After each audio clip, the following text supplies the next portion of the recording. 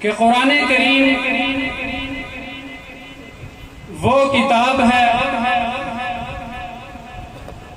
کہ جس کو پاک پیغمبر کے قلب اطہر پر اللہ تعالی نے نازل کیا ہے۔ آسمانی کتاب ہونے میں دوسری آسمانی کتابوں کے برابر ہے، لیکن قرآن کی ایک عظمت، قرآن کی ایک شان وہ ہے جو دیگر آسمانی کتابوں میں کسی اور کے حصے میں نہیں آئی، اور وہ شان اور وہ عظمت یہ ہے کہ قرآن صرف اللہ کی کتاب ہی نہیں بلکہ قرآن اللہ کا کلام بھی ہے۔ قرآن کیا ہے؟ اللہ کا کلام بھی ہے۔ کلام ہونے کا کیا مطلب؟ کلام متکلم کی صفت ہوتا ہے۔ میں بول رہا ہوں، یہ بولنا میری صفت ہے۔ آپ میں سے اگر کوئی بولے، آپ کا بولنا وہ آپ کی صفت۔ میں سن رہا ہوں، یہ سننا میری صفت۔ آپ میں سے اگر کوئی سنے تو وہ اس کا سننا اس کی صفت۔ تو یہ جو کلام ہے یہ اللہ تعالیٰ کی صفت ہے۔ میری عمر ہے 24 سال۔ آج سے 25 سال پہلے کیا میرے اندر بولنے کی صلاحیت تھی؟ کیا میرے اندر سننے کی صلاحیت تھی؟ کیا میرے اندر دیکھنے کی صلاحیت تھی؟ آپ میں اگر کسی کی عمر ہے 40 سال، آج سے 41 سال پہلے کیا اس میں دیکھنے کی صلاحیت تھی؟ کیا اس میں سننے کی صلاحیت موجود تھی؟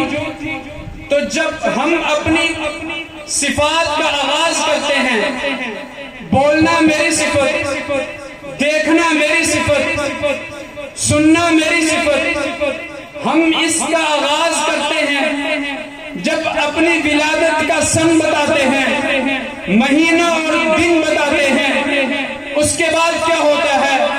موت واقع ہو جاتی ہے، بندہ مر گیا، قبر میں اتر گیا، کہانی ختم ہو گئی۔ اللہ کیا کہتے ہیں؟ اللہ کہتے ہیں یہ جو قرآن ہے نا، یہ میرا کلام ہے، یہ میری صفت ہے۔ اور مسلمان کا عقیدہ یہ ہے کہ اللہ ہمیشہ ہمیشہ سے اپنی تمام صفات کے ساتھ باقی ہے، اور اللہ ہمیشہ ہمیشہ اپنی تمام صفات کے ساتھ باقی رہے گا۔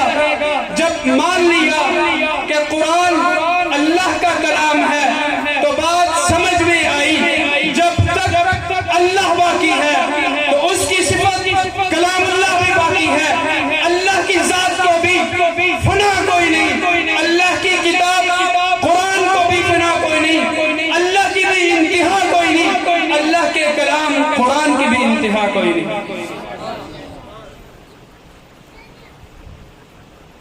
باقی ہر چیز فنا ہو جانے والی ہے۔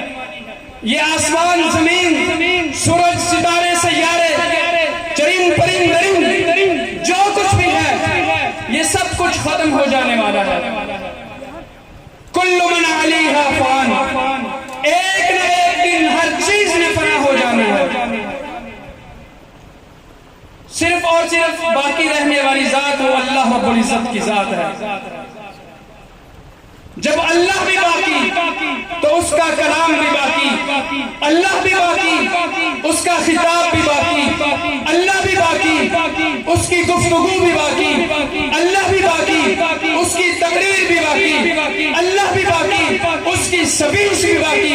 نہ اللہ کی ذات میں فنا ہونا ہے، نہ قرآن میں فنا ہونا ہے۔ جس طرح اللہ کی ذات باقی رہنے والی ہے تو اس کا کلام بھی باقی رہنے والا ہے، اسی طرح اللہ رب العزت کی ذات حفیظ بھی ہے۔ اور اس کا کلام محفوظ ہے. حفیظ بھی ہے اللہ رب العزت کی ذات اور اس کا کلام محفوظ ہے. اللہ تعالیٰ نے قرآن کریم میں ارشاد فرما دیا کہ اِنَّا نَحْنُ نَزَّلْنَا الذِّكْرَ وَإِنَّا لَهُ لَحَافِظُونَ. ہم نے اس قرآن کو اتارا ہے اور ہم ہی اس کی حفاظت کرنے والے ہیں. جب پتہ چلا کہ اللہ تعالیٰ کی ذات حفیظ ہے اور اس کا کلام محفوظ ہے، اسی کی نسبت سے ایک بات اور عرض کرتا چلوں. اللہ کی ذات حفیظ ہے، اس کا کلام محفوظ ہے، اور یہ کلام پھر آئے گا بھی اس سینے میں جو سینے محفوظ ہوں گے. جو غیر محفوظ ہوں گے اس سینوں میں قرآن نہیں آ سکتا. جو سینے جن سینوں پر وار کیا جائے، جن سینوں کو پیٹا جائے، جن سینوں پر چھریاں چلائی جائیں، جن سینوں پر خنجر چلائے جائیں، جن سینوں پر ہائے ہائے کیا جائے، اللہ رب العزت ان گندے سینوں میں اپنا کلام نہیں داخل کرتا. اور یہ قرآن کریم آج جس شکل میں ہم دیکھ رہے ہیں، صرف شکل کی بات کر رہا ہوں. ابھی قرآن مجید کو کھولا نہیں ہے. ابھی قرآن مجید یوں الماری میں رکھا ہوا ہے. 114 سورتیں ہیں، 6000 سے زائد آیتیں ہیں، 540 رکوع ہیں. ابھی قرآن مجید کو کھولا نہیں. جس بندے کا اس بند قرآن مجید پر ایمان ہے، جس بندے کا اس بند قرآن مجید پر ایمان ہے، اس کو ابو بکر صدیق پر ایمان لانا پڑے گا. جس بندے کا اس بند قرآن مجید پر ایمان ہے، اس کو عمر فاروق پر ایمان لانا پڑے گا. جس بندے کا اس بند قرآن مجید پر ایمان ہے، اس کو سیدنا عثمان کو مومن ماننا پڑے گا. جس بندے کا اس بند قرآن مجید پر ایمان ہے، سیدنا علی المرتضیٰ کو اپنا امام ماننا پڑے گا. جس بندے کا اس بند قرآن مجید پر ایمان ہے، طیبہ طاہرہ اما عائشہ صدیقہ کو اپنی ماں ماننا پڑے گا. جس بندے کا اس بند قرآن مجید پر ایمان ہے تو سیدنا امیر معاویہ کو اپنا امام ماننا پڑے گا.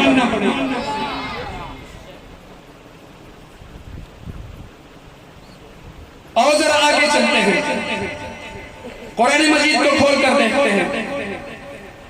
اگر آج کسی کو پتہ چلے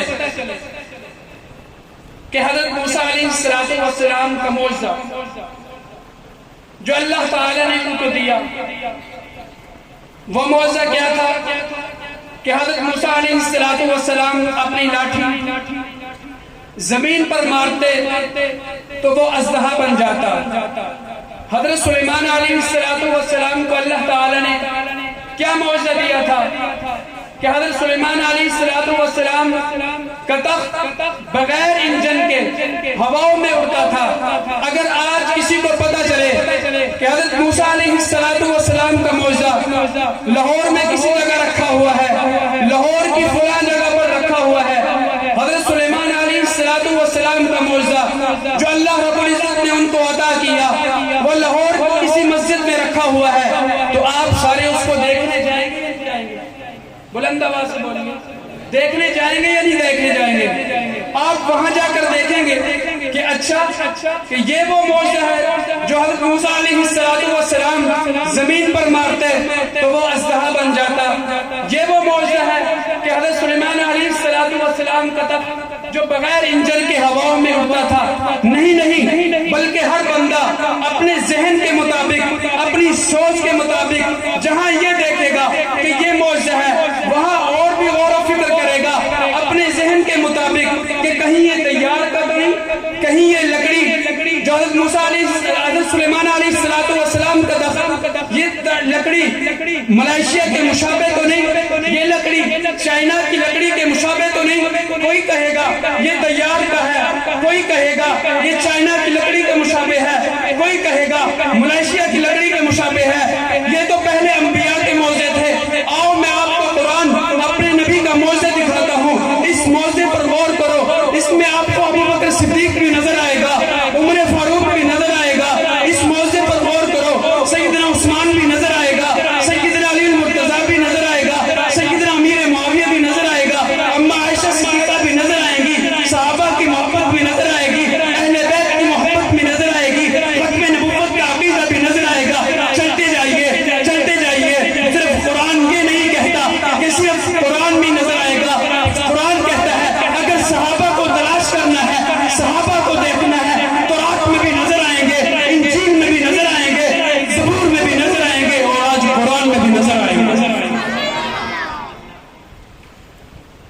سامعین محترم،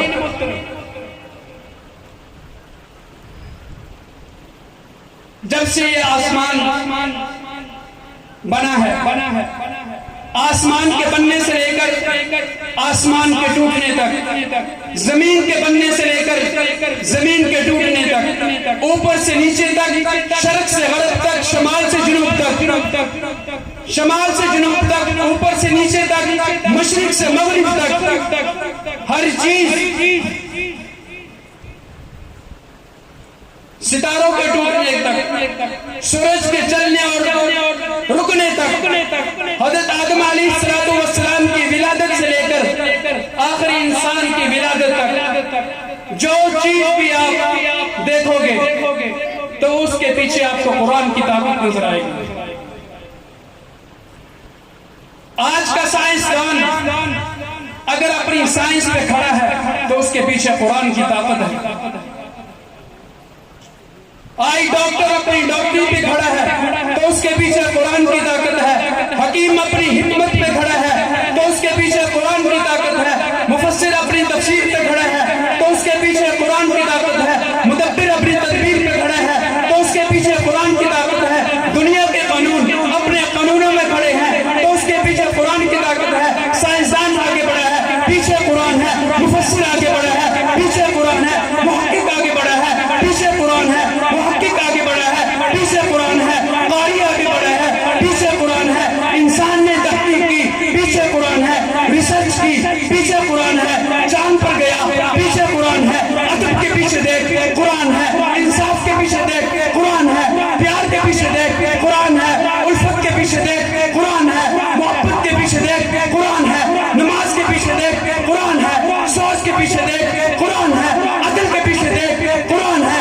دنیا آج بھی انسان اپنی انسانیت پہ کھڑا ہے، پیچھے قرآن ہے۔ ارے بابا کیا بات کرتا ہے جو جس قرآن نے صحابہ کی صحابیت کا اعلان کر دیا کہ اللہ مجھ سے راضی ہو گئے، اللہ صحابہ سے راضی ہو گئے، صحابہ اللہ سے راضی ہو گئے، یہی وہ قرآن ہے۔ سامعین محترم، ہر چیز قرآن میں موجود ہے، ہر چیز میں قرآن ہے، لیکن قرآن میں کیا ہے؟ بلند آواز، ہر چیز میں قرآن ہے، قرآن میں کیا ہے؟ آؤ میں اپنا رخ بدلنے لگا ہوں، توجہ۔ ہر چیز میں قرآن ہے، قرآن میں صحابہ ہے، قرآن میں بلند آواز، قرآن میں صحابہ ہے اور صحابہ میں قرآن ہے۔ صحابہ قرآن سے جدا نہیں اور قرآن صحابہ سے جدا نہیں۔ ہر چیز قرآن میں چمکتی ہے اور صحابہ قرآن میں چمکتے ہیں۔ ہر چیز قرآن نے بتائی ہے، ہر چیز قرآن نے بتائی ہے، ہر چیز قرآن نے بیان کی ہے اور قرآن صحابہ نے بتایا ہے۔ تو میرے محترم دوستو، تو پھر جب قرآن صحابہ نے بتایا، جنہیں دیکھ کر قرآن نے کہا لِتُخْرِجَ النَّاسَ مِنَ الظُّلُمَاتِ إِلَى النُّورِ، وہ اندھیروں سے نکال کر روشنی کے ستارے بنے۔ ارے بابا وہ صحابہ بنے، وہ اتنی چمکدار ہوئے، اتنے روشن ہوئے، اتنے روشن ہوئے، جب رسول نے قرآن کے بعد دیکھا تو رسول نے بھی پکارا اصحابی کالنجوم۔ سامعین محترم، آج ہر چیز قرآن میں لکھی ہوئی ہے، توحید قرآن میں لکھی ہوئی ہے، رسالت قرآن میں لکھی ہوئی ہے، عقیدہ قرآن میں لکھا ہوا ہے، صداقت قرآن میں لکھی ہوئی ہے، امانت قرآن میں لکھی ہوئی ہے، دیانت قرآن میں لکھی ہوئی ہے، نماز قرآن میں لکھی ہوئی ہے، روزہ قرآن میں لکھا ہوا ہے، ہر چیز قرآن میں لکھی ہے۔ اور قرآن کو کس نے لکھا ہے؟ قرآن کو کس نے لکھا ہے؟ ارے سن، ہر چیز قرآن میں، رسالت قرآن میں، عقیدہ قرآن میں، دیانت قرآن میں، ہر چیز قرآن میں۔ صحابہ نے لکھا.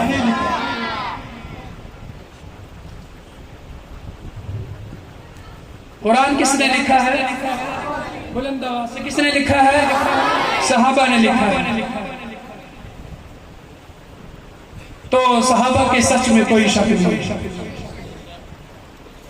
اگر صحابہ سچے نہیں ہیں تو پھر قرآن سچا ہو سکتا؟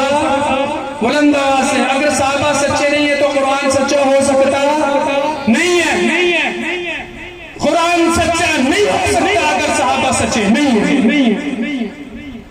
قرآن کو سچا تب ہی مانا جائے گا جب لکھنے والے فی صحف مکرمہ مرفوعۃ مطہرہ بأیدی سفرہ کرام بررہ، جن کی انگلیوں کا ذکر، پاؤں کا ذکر، ہاتھوں کا ذکر قرآن نے کیا. یہ لکھنے والے کون ہیں؟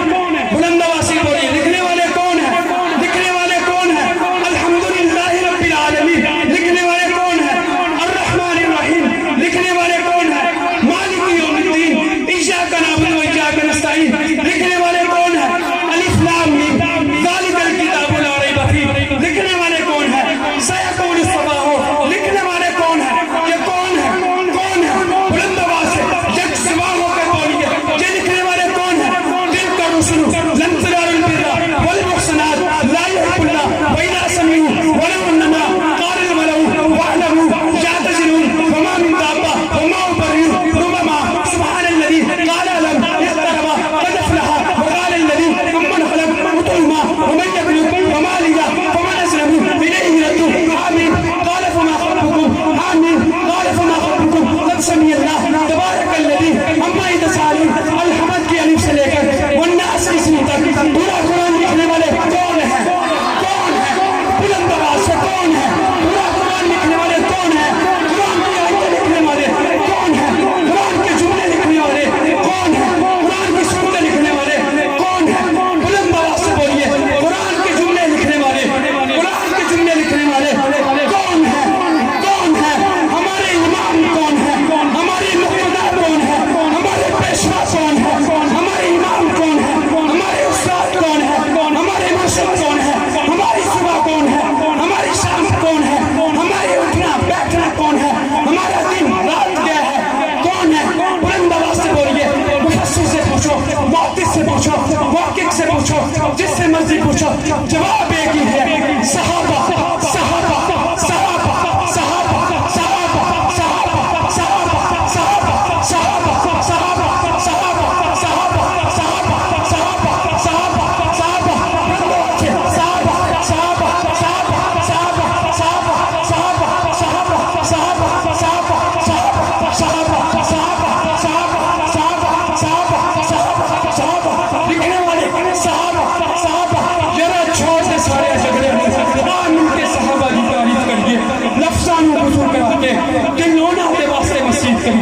الطاف زمانہ دیوانہ مسانہ آکھے اسید صحابہ صحابہ صحابہ صحابہ صحابہ صحابہ.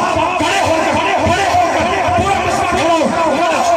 صحابہ صحابہ صحابہ صحابہ صحابہ صحابہ صحابہ میری اجلی صحابہ میری قلبی صحابہ جب تک زندہ رہوں گا.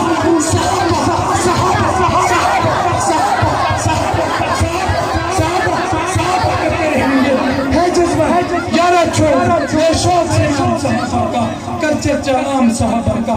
گر طلب ہے تجھ کو جنت کی تو پلہ تھم صحابہ.